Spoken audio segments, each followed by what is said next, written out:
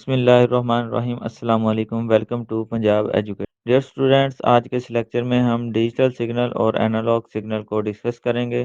Data کو یا تو ڈیجیٹل سگنل میں ریپرزینٹ کیا جاتا ہے یا انالوگ سگنل میں ریپرزینٹ کیا جاتا ہے۔ ڈیئر اسٹوڈینٹس، اب بات کرتے ہیں انالوگ سگنل کی۔ انالوگ سگنل میں ڈیٹا کو ایک ویوز کی صورت میں ظاہر کیا جاتا ہے۔ روشنی، آواز اور ریڈیو ویوز انالوگ سگنل کی مثالیں ہیں۔